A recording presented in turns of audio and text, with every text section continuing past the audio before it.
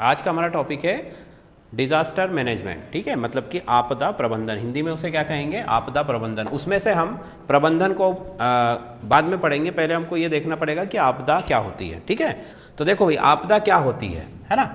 आपदा का मतलब है, इंग्लिश में इसको हम डिजास्टर कहेंगे। डिजास्टर या आपदा क्या होती है, अगर मैं इसकी एक लाइन में परिभाषा बताना चाहूँ तो मैं क्या लिख सकता हूँ। तो देखो, आपदा एक प्राकृतिक या फिर हम कहें कि मैन मेड जो भी आपकी घटनाएं होती है ना, जो कि फिनोमिनास होते हैं, उनके थ्रू आने वाला जो है हम कह सकते हैं कि एक विनाश है ना। अगर मैं इसकी डेफिनेशन लिखूं तो मैं क्या लिख सकता हूं कि एन इवेंट, एक ऐसी घटना या ऐसा इवेंट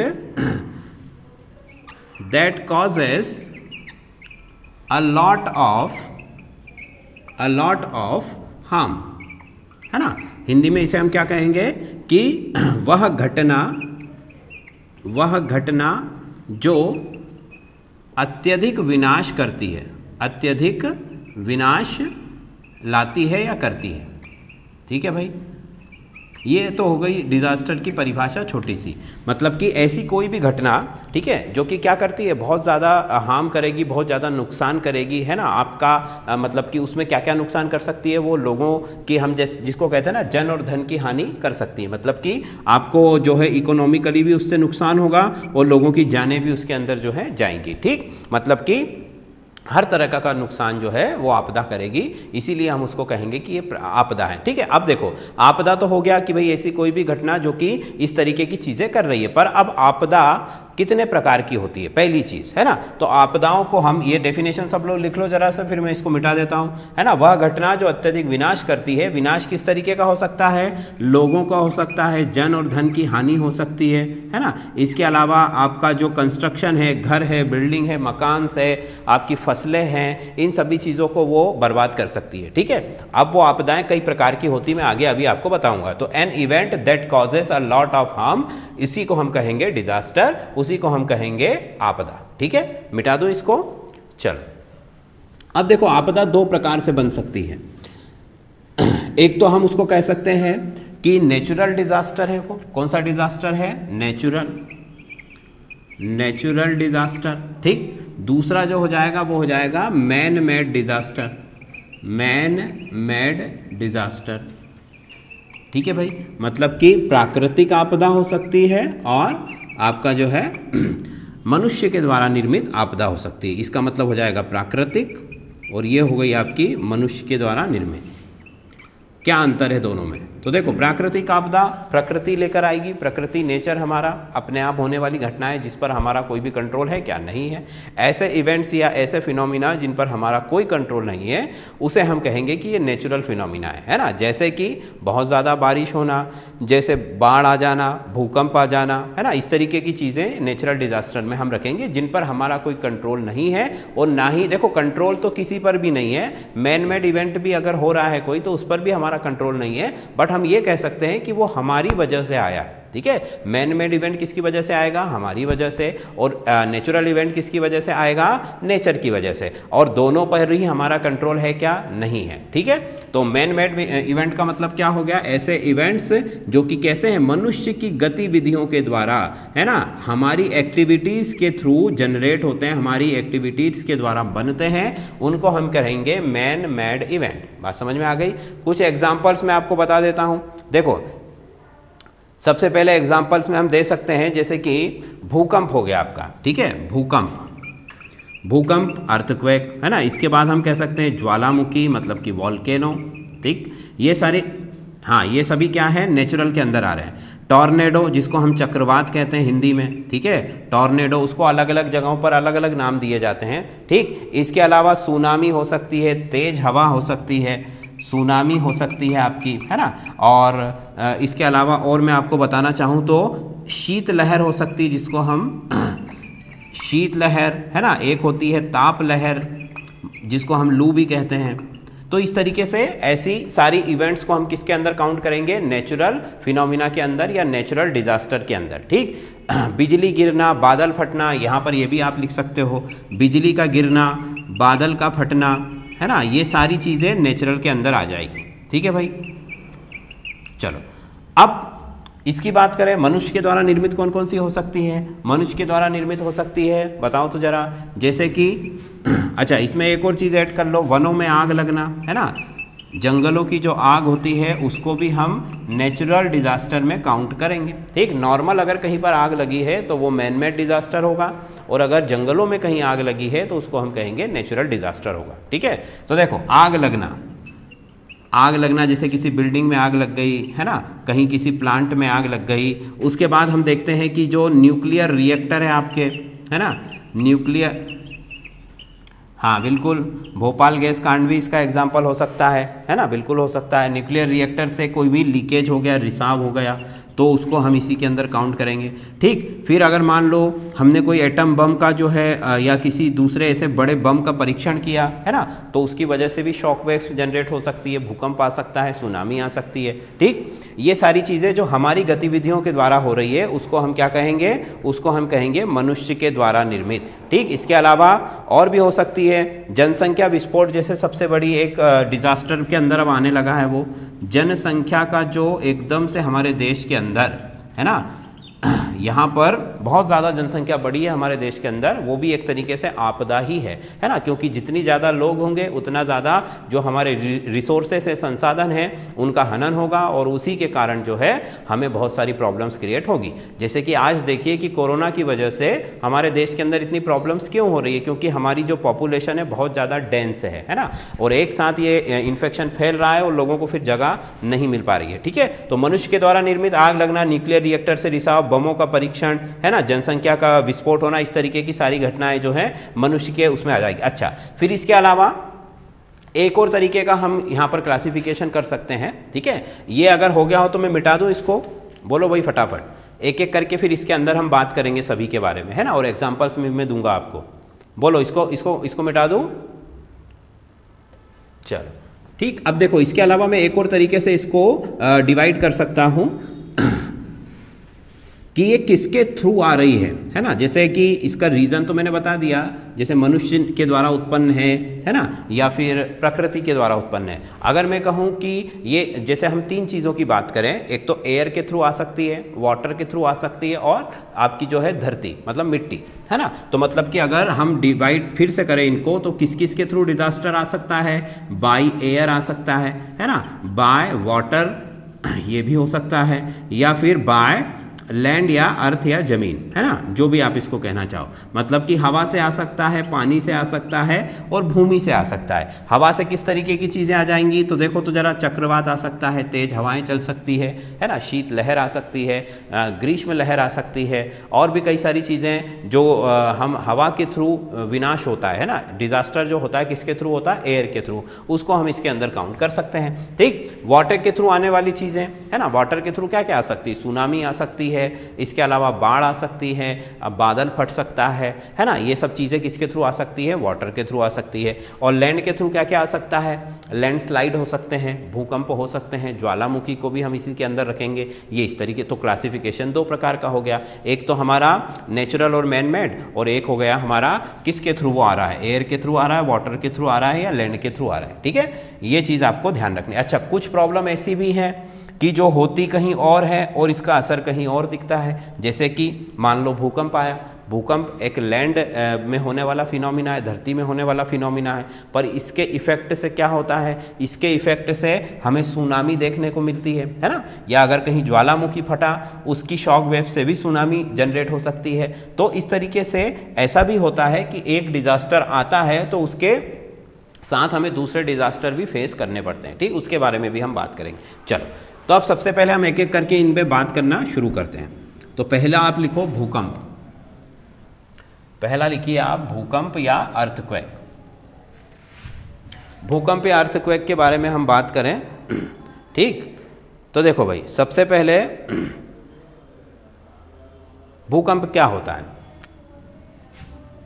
या अर्थक्वेक होता क्या है। तो देखो, अर्थक्वेक क्या है कि जैसे कि हमारा ये अर्थ है, नॉर्मल लेवल पर है, इसमें कंपन होना, इसमें वाइब्रेशन हो रहा, उसी को हम कहेंगे अर्थक्वेक। जो हमारी धरती है वो हिलने लगती है। ठीक, अब हिलती क्यों है ये एक अलग विषय है, पर धरती का हिलना, इसी को हम क्या कहेंगे, भूकंप कहेंगे। ठीक है, अब देखो क्यों हिलती है धरती, तो हमें पता है कि धरती के अंदर कई सारी जो है फिनोमिनास चलते रहते हैं हमारी अर्थ के अंदर, जैसे कि हाँ जैसे कि टेक्टोनिक प्लेट्स का मूवमेंट हुआ है ना। अगर मान लीजिए कहीं पर जो है ज्वालामुखी का बहुत तेज विस्फोट हो गया तो वहाँ से भी शॉक वेव जनरेट होकर के भूकंप बना सकती है और भूकंप से फिर आपकी सुनामी भी आ सकती है। ठीक है, तो भूकंप किस लिए आता है, भूकंप आता है 2-3 चीज़ों की वजह से। देखो हमारा जो पूरा अर्थ है ना, जहाँ पर रहने लायक जो जगह है वो टेक्टोनिक प्लेट्स, मतलब कि हमारी हम कह सकते हैं कि अलग अलग ऐसी प्लेट्स हैं जो कि लगातार शिफ्ट होती रहती है या लगातार वो मूवमेंट करती रहती है, और उनके मूवमेंट की वजह से, उनकी शिफ्टिंग की वजह से वहाँ पर जो है वाइब्रेशन जनरेट होता है, कंपन जनरेट होता है, जिसकी वजह से भूकंप क्या हो सकते हैं, आ सकते हैं। ठीक, ये पहली चीज़ हो गई। दूसरी चीज़ देखो तो और क्या हो सकता है कि जो हम बांध बनाते हैं, है ना, ये तो नेचुरल फिनोमिना हो गया जो कि चलता रहता है। ठीक है, एक ये हो गया, एक आपका वोल्केनो हो गया, ये नेचुरल रीजन है जिनकी वजह से भूकंप आ सकता है। ठीक, कौन कौन से हो गए, जैसे टेक्टोनिक प्लेट की शिफ्टिंग हो गई, उसके बाद में आपका वोल्केनो इरप्शन हो गया, ये भी नेचुरल रीजन हो गया जिसकी वजह से आपका भूकंप कहीं पर भी आ सकता है। ठीक, चलो इसके बाद देखो एक और रीज़न हो सकता है कि मान लो कहीं पर बहुत ज़्यादा बारिश हो गई हो, है ना, और बारिश की वजह से जो जगह है, जो ज़मीन है नीचे की, वो बहुत ज़्यादा हम कह सकते हैं कि मॉइस्चर गेन कर लेती है और इसी की वजह से वो या तो दब जाती है या कहीं पर सिंक होल बन जाता है ना, जिसकी वजह से आसपास की जो धरती है वहाँ पर आपको भूकंप के झटके महसूस होंगे। ठीक है, ये भी हो सकता है। अब देखो जरा, अगर मैं बात करूँ कि मनुष्य के किन क्रियाकलापों से, मतलब कि ह्यूमन एक्टिविटीज़ की वजह से हमें कहां कहां पर भूकंप देखने को मिल सकता है। ठीक, तो उसमें सबसे पहला और बड़ा रीजन है कि मनुष्य के द्वारा जो निर्मित बांध होते हैं, है ना, जिनको हम क्या कहेंगे, डैम्स, जो है हमारे जलाशय जो हैं, उन जलाशयों की वजह से भी भूकंप आता है। देखो जलाशयों की वजह से इस तरीके से भूकंप आ सकता है कि जैसे मान लो मैंने यहाँ पर डैम बना लिया, इसके पीछे पूरा पानी भरा हुआ है। अब ये जो पानी जो है ये कई हजार आपका जो है वाटर है, जो जब ये इस ज़मीन पर दबाव डालता है, ठीक है, इस भूमि पर दबाव डालता है और साथ ही ये जो पानी है नीचे लगातार वाटर लेवल बढ़ाएगा, है ना। तो अब वाटर लेवल लगातार बढ़ने की वजह से अंदर की जो आपकी रॉक्स हैं, चट्टानें हैं, उन सभी पर प्रेशर आता है और ऊपर से भी प्रेशर पड़ रहा है। इसी वजह से जो है वो कहीं ना कहीं यहाँ पर जो है एक दूसरे को एक हम कह सकते हैं पुश करने लगती है। ठीक है भाई, जैसे भीड़ भाड़ अगर कहीं पर बढ़ जाएगी तो सामने वाला व्यक्ति अपने सामने वाले व्यक्ति को पुश करेगा, वैसे ही यहाँ पर भी क्या हो रहा है, ऊपर से भी दबाव पड़ रहा है, वाटर लेवल भी बढ़ रहा है, तो अंदर भी पानी आ रहा है बहुत ज़्यादा, जिसकी वजह से बहुत ज़्यादा प्रेशर क्रिएट हो जाता है अंदर। ठीक, और वही प्रेशर को रिलीज करने के लिए कहीं ना कहीं जो है आपको भूकंप के झटके देखने को मिलेंगे। ठीक, तो डैम बनाने से, बड़े बड़े जलाशय या रिजर्वायर बनाने से क्या होता है, पानी के अत्यधिक दाब के कारण, बहुत ज़्यादा प्रेशर के कारण जो है भूकंप आपको देखने को मिलेगा, अर्थक्वेक आपको देखने को मिलेगा। ठीक है, चलो फिर और क्या हो सकता है भाई जिसकी वजह से हमारा भूकंप आ सकता है। तो दूसरा आपका रीज़न है कि आपने अगर एटम बॉम्ब, है ना, एटम बॉम्ब का अगर आपने परीक्षण किया कहीं पर, एटम बॉम्ब को अगर आपने जैसे होता है ना परीक्षण, उसको अगर आपने किया तो उसकी वजह से भी क्या हो सकता है, या किसी बड़े बम का आपने परीक्षण किया तो उसकी वजह से भी आपको भूकंप के झटके देखने को मिल सकते हैं। ठीक, हाँ, देखो माइनिंग में भी क्या होता है, माइनिंग में भी ब्लास्टिंग किया जाता है। ठीक है, माइनिंग में जनरली अगर मशीनों से माइनिंग हो रही हो तो उसमें फिर दिक्कत वो होती है कि जैसे मशीनों ने मान लो ये पूरी जगह को खोद दिया, ठीक है, ये पूरी जगह को खोद दिया, या फिर अंडरग्राउंड जो है पूरा जो है माइनिंग चल रही है, तो अब होता क्या है कि यहाँ पर नीचे तो पूरा जगह उन्होंने बना दी, पूरा खाली कर दिया, मिट्टी निकाल दी, टनल बना दी या बहुत बड़ी माइन बना दी। अब ऊपर से अगर मान लो कहीं कुछ हो जाता है तो ये पूरा का पूरा जो ऊपर का पोर्शन है ये भी वहाँ पर धंस जाता है ना, तो वो उस वजह से भी जो है हम भूकंप तो उसे नहीं कह सकते, आप लैंडस्लाइड उसको कह सकते हो। ठीक है, हाँ, पर अगर माइनिंग के लिए बहुत ज़्यादा आप ब्लास्ट का यूज़ कर रहे हो, जैसे कि पहले के ज़माने में मशीनें ज़्यादा नहीं थी, पहले ब्लास्ट करके माइनिंग की जाती है, तो अगर ब्लास्ट आप कर रहे हो बार बार तो शॉक वेव जनरेट होंगी जिसकी वजह से भूकंप आ सकता है। पर वो भूकंप इतना बड़ा नहीं होगा क्योंकि वो आसपास के एरिया में ही फील होगा, ज़्यादा बड़ा उसका एरिया नहीं हो सकता है। हाँ, पर अगर एटम बम जैसा कोई बड़ा बम अगर आपने वहाँ पर जाकर के टेस्ट किया है तो उसकी वजह से जरूर भूकंप बड़ा आ सकता है। ठीक, अच्छा, फिर इसके बाद बताओ कि भूकंप का सबसे जो अभी हम एग्जाम्पल की अगर बात करें भारत में, तो गुजरात का भूकंप सभी को याद है, कब आया था भाई? 26 जनवरी 2001। कब आया था? 26 जनवरी 2001 में गुजरात में भूकंप आया था, ये बात याद रखना है। 26 जनवरी का टाइम था, है ना, और 2001 का ईयर था। 2001 26 जनवरी में गुजरात में भूकंप आया, सभी को पता है, आप छोटे छोटे होंगे, है ना, हम भी छोटे थे उस समय। तो वहाँ पर उस भूकंप में गुजरात में बहुत ज़्यादा विनाश हुआ, बहुत ज़्यादा लोग मरे, है ना, कई दिनों तक जो है मलबा निकालने का काम चलता रहा और इस तरीके से उसने बहुत ज़्यादा नुकसान पहुँचाया। ठीक है, तो 26 जनवरी 2001 भारत में। और अभी अगर हम लेटेस्ट की बात करें तो 2015 में नेपाल में आया था भूकंप, है ना, 2015 में नेपाल में भूकंप आया था, जिसकी वजह से भी बहुत ज़्यादा नुकसान देखने को मिला है। देखो भूकंप तो कहीं पर भी आए, नुकसान तो एक जैसा ही करेगा वो, है ना। अब ये हो सकता है कि उसकी तीव्रता, उसकी फ्रिक्वेंसी अलग अलग हो सकती है, उसके बारे में भी मैं अभी आपको बताता हूँ। ठीक, अगर बहुत ज़्यादा फ्रिक्वेंसी है, बहुत ज़्यादा तीव्रता है तो ज़्यादा नुकसान करेगा, अगर कम है तो कम नुकसान करेगा, बहुत कम है तो वो फील नहीं होगा या फिर फील होगा सिर्फ, बाकी कोई भी नुकसान आपको नहीं करेगा। ठीक, तो उसकी मैं अभी आपको बता देता हूँ कि वो कहाँ पर कैसे उसको हम मेजर करते हैं। ठीक, चलो अब देखो मेजरिंग की अगर हम बात करें तो सिस्मोग्राफ होता है। क्या होता है? भूकंप को मापने के लिए कौन सा ग्राफ बनाया जाता है? सिस्मोमीटर या सिस्मोग्राफ, है ना, सिस्मोमीटर। ठीक है, अब ये जो सिस्मोमीटर होता है ये एक ऐसा एपरेटस होता है जो कि सिस्मोमीटर, ठीक है, सिस्मोमीटर जो होता है एक ऐसा एपरेटस होता है, एक ऐसा मीटर होता है जो क्या नापता है? जो अर्थक्वेक से निकलने वाली एनर्जी और वाइब्रेशन को मेजर करता है। किसको मेजर करता है? अर्थक्वेक से या भूकंप से निकलने वाली जो ऊर्जा है ना, ऊर्जा को और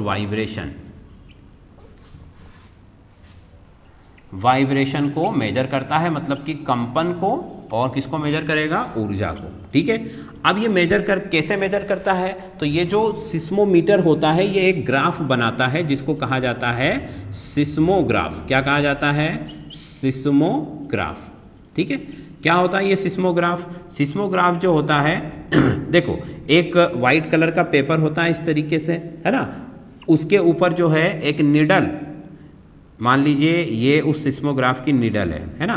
अब ये निडल का एक पॉइंट, ये देखो इस तरीके से होता है, ये यूं निडल यूं गई और ये ऐसे थोड़ा सा मुड़ा होता है और यहाँ पर जो है आपका पेपर हम बना लेते हैं। देखो मान लो कि ये हमारा सिस्मोग्राफ का निडल है और ये इस तरीके से इस पेपर को टच कर रहा है यहाँ पर। ठीक, और ये जो पेपर है ये पूरे ड्रम के ऊपर इस तरीके से लपेटा होता है। ड्रम मतलब गोल होता है ये पेपर, ठीक है, या फिर ये शिफ्ट होता रहता है। ठीक है, जैसे कि मान लो मैं यहाँ पर आपके लिए इसको गोल शेप में बना देता हूँ, है ना, ये देखो ये इस तरीके से होता है ये पूरा। अब ये यहाँ पर ये पेपर पूरा इसके ऊपर चिपका हुआ है ये ड्रम के ऊपर, और ये जो ड्रम है लगातार क्या हो रहा है? घूम रहा है। ठीक, अब ये जो सिस्मोग्राफ है ये ड्रम मेरा घूम रहा है और ये सिस्मोग्राफ की निडल है, इसको टच किए हुआ है, और जैसे ही सिस्मोग्राफ पीछे से कोई भी एनर्जी या वाइब्रेशन फील करेगा तो उसकी निडल हिलेगी, और अगर वो हिलेगी तो वो इस पेपर के ऊपर क्या कर देगी? कुछ निशान बना देगी, है ना, जैसे हमारी हार्ट बीट होती है ना, इस तरीके से ऐसे ऐसे निशान वो बनाती जाती है। ठीक, और ये पेपर तो लगातार घूम ही रहा है। अब पेपर लगातार घूम रहा है, अगर ज़्यादा वाइब्रेशन होगा तो निशान कैसे होंगे? ज़्यादा बड़े होंगे, कम होगा तो कैसे होंगे? कम होंगे। तो इसी से उसकी जो है तीव्रता मापी जाती है। अगर ज़्यादा बड़ी लाइंस वो बना रही है मतलब कि वाइब्रेशन ज़्यादा हुआ है, एनर्जी ज़्यादा निकली है, और इसीलिए हम कहेंगे कि भूकंप बड़ा है ना। और अगर आपका ग्राफ में लाइनें छोटी हैं मतलब कि आपका जो भूकंप है वो भी कैसा है? छोटा है। बात समझ में आई? अब ये जो चीज़ है ये हमें जो है एक वैज्ञानिक ने बना करके दी है, और उन वैज्ञानिक का नाम कोई बता सकता है क्या भाई? भूकंप किस स्केल पर मेजर किया जाता है? सुना होगा ना न्यूज़ वगैरह में आपने।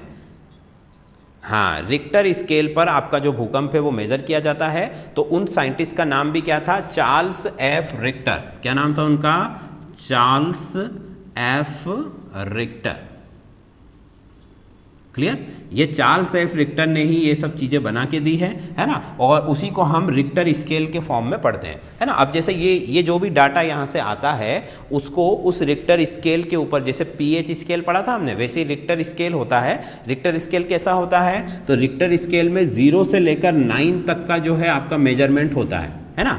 0 से लेकर कितने तक का होता है? 9 तक का, मतलब कि 0, 1, 2, 3, 4, 5, 6, 7, 8 और 9। ठीक, अगर 5 या 5 से कम आता है ये पूरा डाटा इसके ऊपर, तो हम कहेंगे कि भूकंप कैसा है, अर्थक्वेक कैसा है, ये लो इंटेंसिटी का है, मतलब कि नुकसान नहीं पहुंचाएगा, केवल महसूस होगा लोगों को, पर इससे कोई भी नुकसान किसी को होने वाला नहीं है। ठीक, हाँ, अगर 5 से ऊपर आता है, 5 से 8 तक अगर ये आता है तो ये नुकसान पहुंचाएगा, और अगर 8 से 9 के बीच में आता है या 7 से 9 के बीच में आता है तो बहुत ज़्यादा नुकसान पहुंचाएगा। ठीक है, कहने का मतलब कि जितना इसका वैल्यू इधर बढ़ेगा उतना ही ज़्यादा भूकंप ताकतवर होता जाएगा। ठीक है, तो भूकंप की तीव्रता किस पर मापी जाती है, तो रिक्टर स्केल पर, है ना। रिक्टर स्केल किसने बनाया है, चार्ल्स एफ रिक्टर ने। ठीक, फिर सिस्मोग्राफ क्या होता है, सिस्मोग्राफ वो एपरेटस होता है जिसके ऊपर अर्थ जो भूकंप से निकलने वाली एनर्जी है उसको ग्राफ के रूप में जो है प्लॉट किया जाता है। ठीक,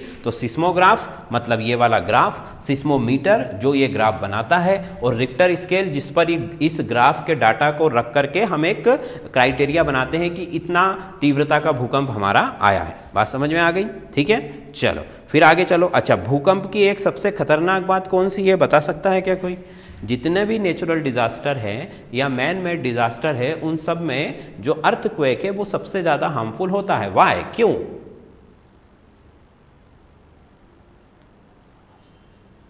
हाँ, उसका आने से पहले आप उसको पता या उसका प्रिडिक्शन या उसकी भविष्यवाणी नहीं कर सकते हो। हमको नहीं मालूम है कि भूकंप कब आने वाला है, कोई वैज्ञानिक भी उसको नहीं बता सकते हैं, अभी तक उसका कोई ऐसा मेजरमेंट नहीं है हमारे पास। इसीलिए भूकंप जो है सबसे ज़्यादा हमारे लिए हार्मफुल होता है, क्योंकि आने से पहले वो सूचना नहीं देता। भाई जैसे बाढ़ आने वाली है तो अब बाढ़ आएगी तो पानी तो आएगा ही पहले, तो बहुत दिनों से अगर बारिश हो रही है तो सभी को अंदाजा हो ही जाता है कि बाढ़ आ सकती है ना। इसी तरीके से अगर बहुत ज़्यादा गर्मी पड़ रही है कहीं पर तो हम अंदाज़ा लगा लेते हैं कि जंगलों में आग लग सकती है ना। तो किसी भी प्राकृतिक आपदा या तूफानों को अगर देखें तो तूफानों के भी सैटेलाइट से जो पिक्चर्स हैं वो निकाल लिए जाते हैं, जिसकी वजह से लोगों को वहाँ से पहले ही शिफ्ट कर दिया जाता है। पर भूकंप का अभी तक ऐसा कोई भी प्रेडिक्शन नहीं हो सकता है। भूकंप जो है जब भी आता है साइलेंट मोड में आता है और बहुत ज़्यादा नुकसान करके जाएगा। ठीक, चलो अगली चीज़, अगला आ जाओ तो हम बात करें ज्वालामुखी। ठीक है, वॉल्केनोस के बारे में बात करते हैं, ज्वालामुखी के बारे में बात करते हैं। अच्छा, भूकंप से संबंधित और कुछ पूछना हो तो पूछ लो भाई। ज्वालामुखी, वॉल्केनो क्या होते हैं? ज्वालामुखी, वॉल्केनो बताओ जरा।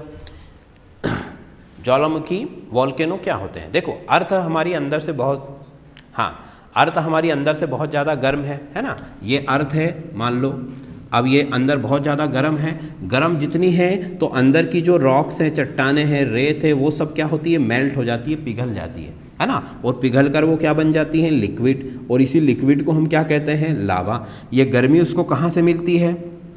ये गर्मी उसको अर्थ के कोर से मिल रही है, क्योंकि अर्थ का कोर में क्या है, पिघली हुई धातुएं है ना, मॉल्टेन मेटल्स हैं, धातुएं, निकिल और आपका आयरन जैसी हेवी मेटल्स वहाँ पर पिघली हुई अवस्था में है। इसी वजह से, उसी गर्मी की वजह से, या फिर रेडियो एक्टिव सब्सटेंस अगर वहाँ कहीं आसपास है तो उसकी हीट से भी जो है वो पिघल सकती है, जिसकी वजह से ये पिघल जाती है और लिक्विड बन जाती है। और साथ में जब लिक्विड बन गई है तो उसके साथ साथ में ये कुछ फॉर्म में गैस भी क्रिएट करती है ना। लिक्विड और गैस दोनों का मिक्सचर है। अब जब ये लिक्विड और गैस का मिक्सचर है तो ये बहुत ज़्यादा जो है अंदर प्रेशर क्रिएट करता है, क्योंकि भाई सॉलिड तो है जो रखा हुआ है, पर लिक्विड तो मूव करेगा कहीं ना कहीं, तो मूव करेगा तो वो अपने बाहर जाने के लिए कहीं से रास्ता ढूंढता है। ठीक है, अब धरती पर जहाँ पर उसको कोई कमज़ोर जगह दिख जाती है ना, कमज़ोर जगह उसको मिल गई कि मान लो यहाँ की जो अर्थ है, जो सरफेस है, उसकी मोटाई कम है, वो वहाँ से वो उसको तोड़ करके क्या हो जाता है, बाहर निकल जाता है।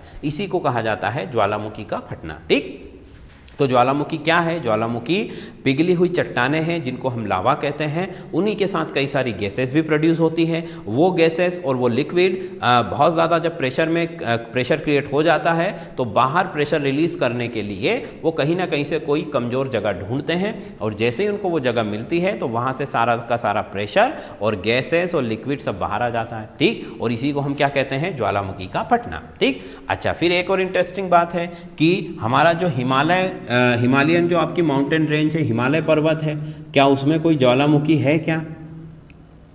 भाई हिमालय पर्वत में कोई ज्वालामुखी, जनरली ज्वालामुखी हमें पहाड़ों पर देखने को मिलते हैं या उसके आसपास के क्षेत्रों में। ठीक है, क्यों दिखते हैं भाई पहाड़ों के क्षेत्रों में। अच्छा पहले तो ये बताओ कि हिमालय जो है ज्वालामुखी है या नहीं है हिमालय में? क्यों भाई स्टूडेंट्स, हिमालय पर्वत में ज्वालामुखी है या नहीं है? हाँ क्यों नहीं है? देखो हिमालय पर्वत और एल्प्स पर्वत है ना, ये दो ऐसी माउंटेन रेंज हैं जिनमें कोई भी वॉल्केनो नहीं है, क्योंकि इनका जो अपर लेयर है वह बहुत ज़्यादा क्या है, मोटा है। ठीक है, यहाँ पर इतना ज़्यादा मोटा है कि नीचे से कोई भी चीज़ ऊपर आने के लिए कोई भी रास्ता निकाल नहीं पा रही है ना, इसीलिए यहाँ पर कोई भी ज्वालामुखी नहीं है। कौन सी? हिमालय और एल्प्स, ये दो पर्वत श्रृंखलाएं हैं जो है, यहाँ पर आपको कोई भी ज्वालामुखी देखने को नहीं मिलेगा। ठीक, अच्छा फिर इसके बाद दूसरा क्वेश्चन था हमारा कि भाई जो ज्वालामुखी हैं वो पहाड़ों के आसपास के एरिया में ही क्यों आते हैं, ज़्यादा बाहर दूसरी जगहों पर क्यों नहीं आते हैं? तो देखो पहाड़ों का निर्माण कैसे हुआ है, कोई बता सकता है कि ये पहाड़ बनते कैसे हैं? पहाड़ों का निर्माण कैसे होता है, कैसे बन पाते हैं इतने ऊंचे ऊंचे पर्वत? जैसे हिमालय पर्वत जो है इतना ऊंचा है, हाँ वेरी गुड, तब पहाड़ बनता है। ठीक है, जैसे दो टेक्टोनिक प्लेट्स जो हैं आपस में टकराई, अब जब वो टकराएंगी तो उनके कुछ हिस्से ऊपर की तरफ शिफ्ट हो जाते हैं, है ना, और उसी को हम कहते हैं कि भाई ये पहाड़ का निर्माण हो गया है, पहाड़ बन गया है। ठीक, जैसे कि मैं आपको बताता हूँ,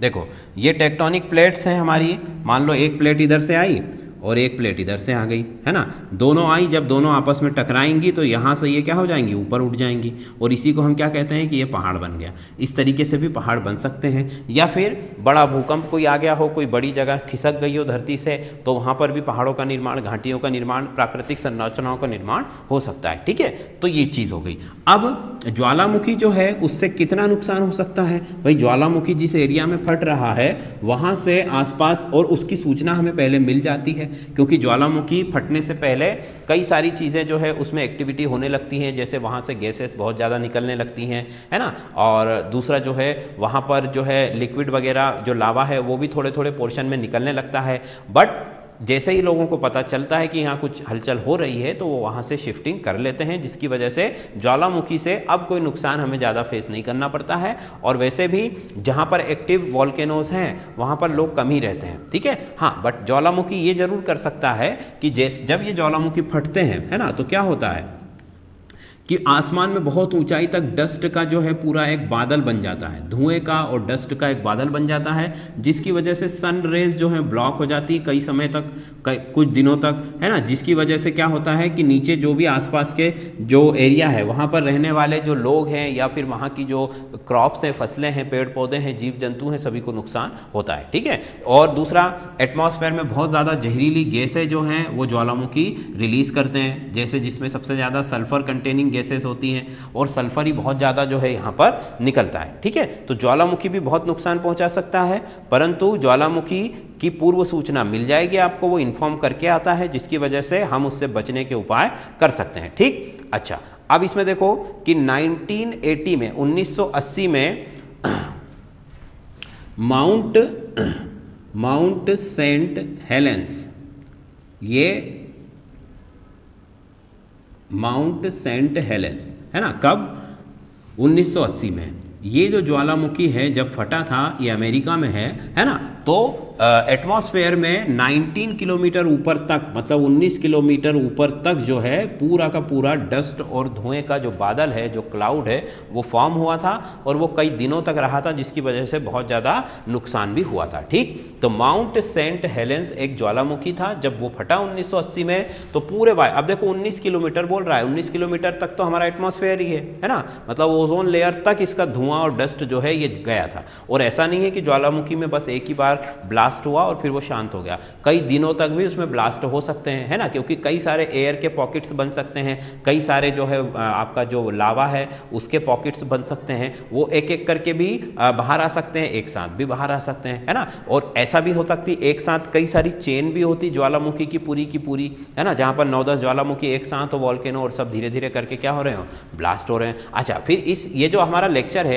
इसके बाद जब मैं ये पढ़ा दूंगा तो मैं आपको अर्थक्वेक हुआ है ना, आपका जो है ज्वालामुखी हुआ, इन सभी के कम से कम 2-2 4-4 एग्जाम्पल्स जो है मैं आपको प्रोवाइड कर दूंगा लेटेस्ट वाले, और जो इतिहास में सबसे बड़े हुए हैं या इन जिन्होंने बहुत ज़्यादा नुकसान पहुंचा है वो वाले, है ना, जिसकी वजह से आपको पढ़ने में और आसानी हो जाएगी। ठीक, तो एक एक एग्जाम्पल तो मैं आपको बता ही रहा हूँ। 1980 में माउंट सेंट हेलेंस का बता दिया, है ना, गुजरात में हमारे अर्थक्वेक का एग्जाम्पल बता दिया, सुनामी का भी एग्जाम्पल आपको पता ही है ना। चलो अच्छा, फिर ज्वालामुखी और भूकंप ऐसी घटनाएं हैं, ऐसे इवेंट हैं जिनमें कि एक ही समस्या नहीं है ना, ये क्या करते हैं, ये दूसरी नेचुरल डिजास्टर्स को भी इनवाइट कर देते हैं। जैसे कि भाई जब ज्वालामुखी फटेगा तो पूरा धरती जो है वो हिलेगी, धरती हिलेगी तो क्या होगा, अगर वो मान लो समुंदर के आसपास है और शॉक वेव जो है वो ट्रेवल करके वहाँ पर जा करके और सुनामी बना सकती है। क्या बना सकती है, सुनामी, है ना। मतलब ज्वालामुखी जैसे ही फटा तो भूकंप आया, भूकंप आने से क्या बनेगी, सुनामी बनेगी। और नॉर्मली अगर भूकंप आ रहा है तो भी उससे क्या बन सकती है, सुनामी बन सकती है ना। सुनामी सभी को समझ में आता है क्या होता है सुनामी, अभी मैं बताऊंगा इसके बाद। तो भूकंप और ज्वालामुखी ऐसी नेचुरल डिजास्टर्स हैं, ऐसे प्राकृतिक आपदा हैं जो कि अकेले काम नहीं करेगी, है ना, उनके साथ कई सारी चीज़ें वो साथ में लेकर आती है। जैसे कि आप देख रहे हो कि ज्वालामुखी में एयर में भी वो दिक्कत दे रहा है, पॉल्यूशन कर रहा है ना, वहाँ पर भी प्रॉब्लम कर रहा है। आपका वाटर है, वहाँ से भी वो नेचुरल डिजास्टर को इनवाइट कर रहा है, और अर्थ पर तो वो आया ही हुआ है। मतलब कि तीनों जगह से आता है। जब ज्वालामुखी कहीं फटेगा और अगर बड़ा विस्फोट वहाँ हुआ है, बड़ा ब्लास्ट हुआ है, तो एयर में भी दिक्कत देगा, पानी से भी दिक्कत देगा और ज़मीन से भी दिक्कत देगा। और अगर अर्थक्वेक आएगा तो वो भी क्या कर सकता है, वाटर या फिर अर्थ, दो जगह से वो भी नुकसान पहुँचा सकता है। क्लियर। पर ज्वालामुखी जब फटता है तो थोड़ा सा आपको इंडिकेशन दे देता है, पर अर्थक्वेक को तो क्या है, बिल्कुल साइलेंटली आ जाता है। ठीक है भाई, तो ये हो गई बातें। अब अगला लिखो सुनामी। अगला जो डिजास्टर है वो लिखो सुनामी। ठीक है भाई, सुनामी सभी ने सुना है। सुनामी क्या होता है, ठीक है। देखो सुनामी जो है एक जापानी वर्ड है। कौन सा वर्ड है, जापानी शब्द है, जापानी वर्ड है। ये जो एक्चुअल वर्ड है ये इस तरीके से होता है, सुनामी, है ना। इसका एक्चुअल वर्ड कौन सा है, सुनामी। इसको हम सुनामी बोल देते हैं। ठीक है, तो ये एक्चुअल वर्ड क्या है, सुनामी। इसका मतलब होता है बड़ी लहरें। क्या मतलब होता है इसका, बड़ी लहरें। क्लियर। तो वही बात है, सुनामी में तो बड़ी लहरें आती ही है। तो सुनामी एक जापानी शब्द है जिसका मतलब क्या होता है, बड़ी या विनाशकारी लहरें। ठीक। अब देखो सुनामी क्या है, हुआ क्या। सुनामी जैसे मान लो ये आपका सी है ना, ये आपका पूरा जो है सी शोर है, यहाँ पर हम हैं और यहाँ पर पूरा पानी भरा हुआ है। अब जैसे ही जो है जहाँ से कहीं पर कोई भूकंप आया है ना, या कोई टेक्टोनिक प्लेट्स में दिक्कत हुई, या कहीं किसी ने बहुत बड़ा ब्लास्ट कर दिया है ना, उसकी वजह से पानी में हलचल होती है। पानी में सुनामी मतलब शॉक वेव जनरेट होती है, और पानी को जो है ये लगभग 30 से 35 मीटर तक ऊपर उठा सकती है। कितना ऊपर उठा सकती है, सुनामी की जो लहरें हैं उनकी ऊंचाई 30 से 35 मीटर तक रिकॉर्ड की गई है अधिकतम, है ना, 120 फीट के आसपास।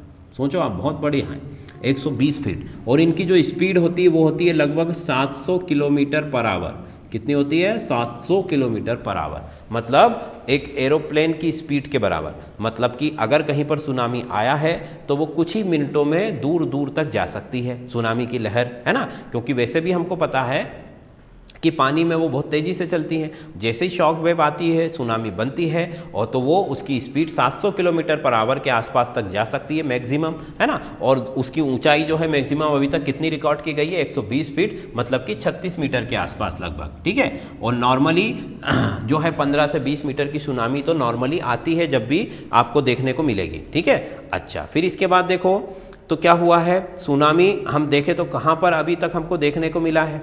सुनामी जो है वो 26 दिसंबर 2004, ठीक है, 26 दिसंबर 2004,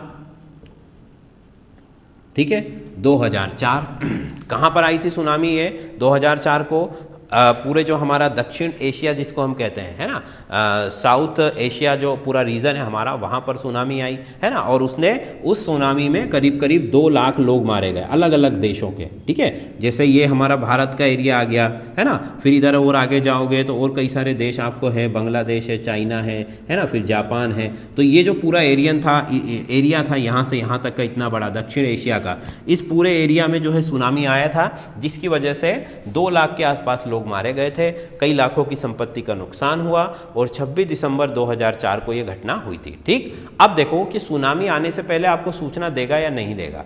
तो देखो, सुनामी, पहली चीज़ तो अगर कहीं भूकंप आया है तो मतलब कि सुनामी जो है आने के पूरे चांसेस हैं। दूसरी चीज़ कि जब सुनामी आता है तो आपको वो इंडिकेशन देगा, पर बहुत ही शॉर्ट टाइम के लिए देगा, है ना, बहुत ही कम समय के लिए। जैसे कि मान लो आप किनारे पर खड़े हो, है ना, और सुनामी अगर बन रहा है तो उसकी पहली पहचान क्या है कि किनारों का जो पानी है वो पीछे की तरफ खिसकने लगता है। क्या होने लगता है? किनारे का पानी पीछे की तरफ खींचने लगता है, क्योंकि भाई यहाँ पर तो बड़ी लहर बन रही है, वो ऊपर उठ रही है। तो अगर लहर में पानी ऊपर उठ रहा है मतलब उसको पानी तो चाहिए कहीं ना कहीं से, तो वो क्या करेगा, किनारों से पूरे पानी को खींच लेगा। मतलब अगर किनारों से समंदर पीछे हटने लगे, मतलब समझ जाइए कि वहाँ पर क्या होने वाला है, सुनामी आने वाली है। ठीक है, और सुनामी जब आएगी तो बहुत ही तेज़ी से ये आपको वहाँ से आपको हट जाना चाहिए, नहीं तो ये क्या करेगी, आप जैसे तट से टकराएगी, है ना, सी शोर हो या कहीं पर भी जहाँ पर भी ये टकरा रही है, तो बहुत ज़्यादा विनाश ये कर देगी, बहुत ज़्यादा डिजास्टर वहाँ पर फैला देगी। ठीक, तो सुनामी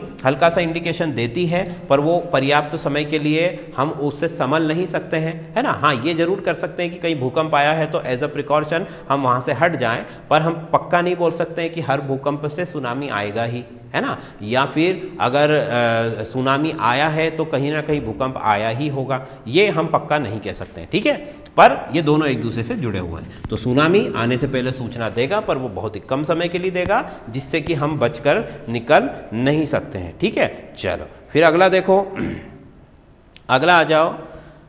तो एक और उदाहरण है हमारे पास, ठीक है, अच्छा ये तो हो गया है ना। चलो नेक्स्ट देखो तो जरा, चलो अगली चीज़ है हमारे पास सुनामी के बाद है, हाँ इसका एक और एग्जाम्पल है 1883, है ना, 1883 में एक और एग्जाम्पल लिख लो।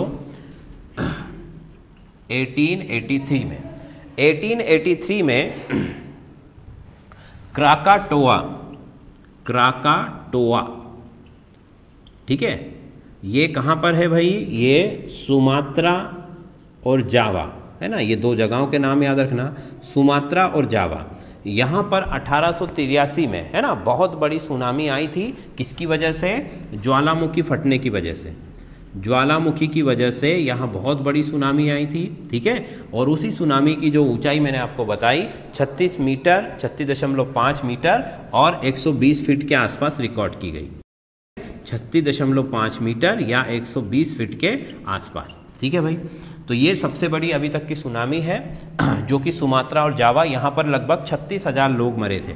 कितने लोगों की मृत्यु हुई थी? 36,000 लोगों की मृत्यु हुई थी। तो 1883 क्राकाटोआ, है ना, ज्वालामुखी फटने की वजह से आई थी।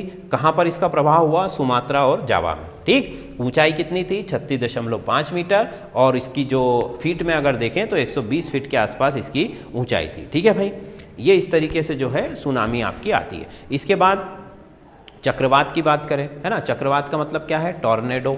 इसको अलग अलग देशों में अलग अलग नामों से पुकारा जाता है। ठीक है, अलग अलग देशों में अलग अलग नामों से इसको पुकारा जाता है। तो पहले समझ लेते हैं कि बनता कैसे है। तो देखो, धरती पर जब भी हमेशा जो है हम कहें कि 2 तरीके की हवाएं जो हैं वो चलती रहती हैं। एक तो जो है ठंडी हवा होती है और एक होती है गर्म हवा।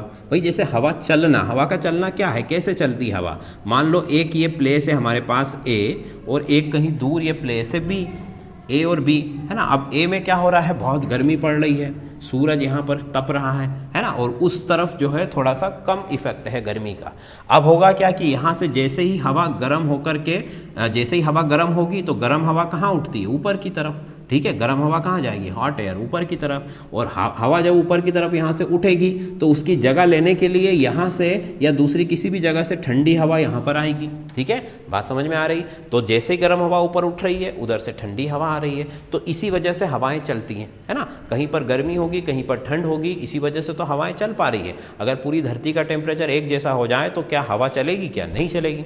अब जब यही फिनोमिना बहुत ज़्यादा और तेज़ी से होता है ना, तो अब हवाओं को आप उसमें स्पीड आ जाती है, फिर तेज़ी आने लगती है, तो उसको हम कहते हैं कि भाई आंधी चल रही है धीरे धीरे। ठीक, अब फिर कभी कभी क्या होता है कि ये जो गर्म हवा है और ये जो ठंडी हवा है ये एक दूसरे के साथ इस तरीके से गोल गोल घूमने लगती है। मतलब कि जैसे गर्म हवा गर्म होकर ऊपर उठी, है ना, अब जैसे जैसे वो ऊपर जाएगी तो ठंडी होगी तो वो वापस नीचे आएगी तो वो इसकी जगह ले सकती है, और ये लगातार इधर जा रही है गर्म होने के लिए। तो मतलब कि ये ऐसा फिनोमिना कभी कभी होता है जिसकी वजह से क्या होता है कि यहाँ पर एक हम कहें कि एक दो दबाव का क्षेत्र बन रहा है। यहाँ पर लो प्रेशर क्रिएट हो रहा है, यहाँ पर हाई प्रेशर क्रिएट हो रहा है।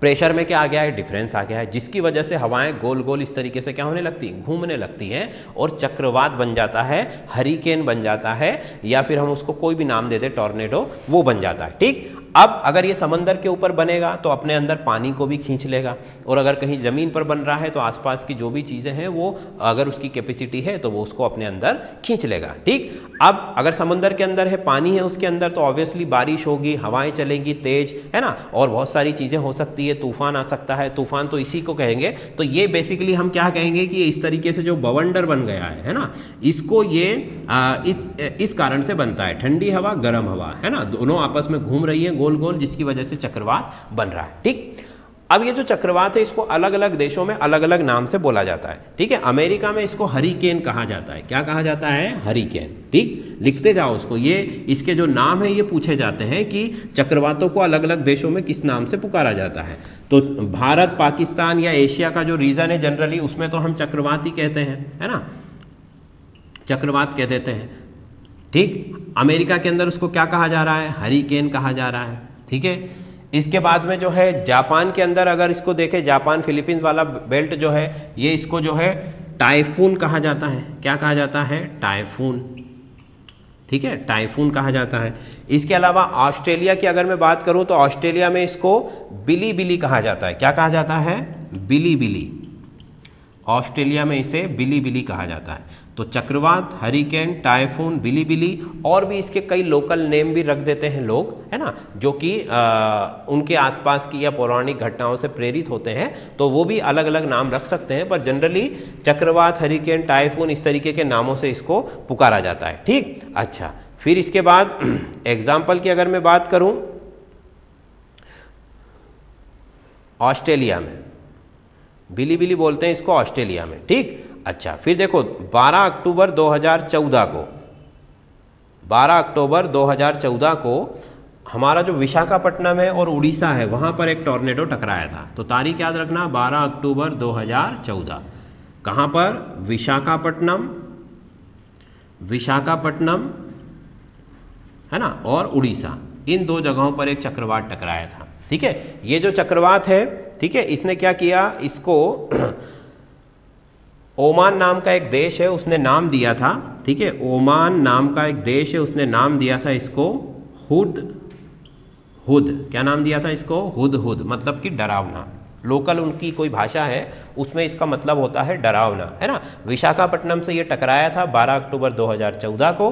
ठीक है, और हुद इसका नाम था, जो कि किसने दिया था, ओमान देश ने दिया था। ठीक है, अच्छा, इसका मतलब एक और होता है कि वहाँ पर जो एक हम सुनते हैं ना, कठफोड़वा, नाम सुना है आपने, कठफोड़वा एक पक्षी होता है, वहाँ का राष्ट्रीय पक्षी है वो। ठीक, उसको भी वो हुदहुद कहते हैं, क्योंकि वो लगातार जैसे बोलते हैं ना, टक टक की आवाज़ करता रहता है, लकड़ी में सिर मारता रहता है, तो इसीलिए वो डरावना एक साउंड क्रिएट करता है ना। तो कठफोड़वा इसका मतलब ये भी होता है, उनकी लैंग्वेज में उन्होंने क्या कहा, हुदहुद। तो इस तूफान का नाम हुदहुद था, किसने दिया, ओमान ने। किसके नाम पर, कठफोड़वा, जो उनका राष्ट्रीय पक्षी है। 12 अक्टूबर 2014 को हमारे यहाँ पर टकराया था, पर इससे ज़्यादा नुकसान नहीं हुआ, क्योंकि पहले से ही अलर्ट जारी कर दिया गया था, तो लोगों ने अपनी जगहें जो है खाली कर दी थी। ठीक, तो ये चक्रवात है पूरा प्रोसेस। और भी मैं आपको कई सारे अच्छे एग्जाम्पल सर्च करके आपको दूंगा, है ना, तो आपको एग्जाम्पल्स, उनकी तारीख, उनका समय, कहाँ पर आए थे वो याद रखना है, ठीक। बाकी ये पिक्चर तो क्लियर है कि चक्रवात कैसे बन रहा है, ये तो हमसे कोई पूछने वाला नहीं है ना। कहानी जो है इसकी हमको समझना है बस, इसको पूछने वाला नहीं है आपसे। पूछने की जो चीज़ें हैं वो फैक्चुअल्स होंगी, जैसे कि आपसे रिक्टर स्केल के बारे में पूछा जा सकता है ना। फिर आपको ये पूछा जा सकता है कि कौन सी घटना कब हुई थी, सुनामी कब आई थी, हमारे देश में कितनी बार आ चुकी है, ऐसी चीज़ें हमको इसमें जनरली याद रख ली है प्रीलिम्स के लिए, है ना। प्रीलिम्स में तो फैक्ट्स पूछे जाएंगे, है ना। मेंस की बात अभी हम नहीं कर रहे हैं, मेंस की जब तैयारी होगी तो उसके लिए मैं अलग तरीके से आपको पढ़ाऊंगा, ठीक है। चलो ये हो गया। अगली चीज़ आ जाइए, अब देखो इसके बाद क्या है, इसके बाद हम पढ़ेंगे बाढ़। बाढ़ के बाद जो है आपका जैसे सूखा भी पड़ जाता है, जंगलों में आग लग रही है, या किसी रिएक्टर से कोई रिसाव हो गया है, तो ये सब चीज़ें हमें एक एक करके फटाफट हम शॉर्ट में इनको ख़त्म कर लेंगे, क्योंकि एक्सप्लेनेशन इनमें ज़्यादा करने का कुछ भी नहीं है। हाँ, जो डाटा है वो मैं आपके लिए लेकर आऊँगा और उसको आपको अच्छे से पढ़ना और वो चीज़ें आपको याद रखनी है, जैसे बड़े बड़े डिज़ास्टर्स के नाम, तारीख, ये वगैरह जो सारी चीज़ें मैं आपको बोल चुका हूँ, ठीक है भाई। तो आज के लेक्चर के लिए हम इसको यहीं पर ओवर कर रहे हैं। अगर इससे रिलेटेड कोई क्वेश्चन हो तो आप पूछ सकते हो।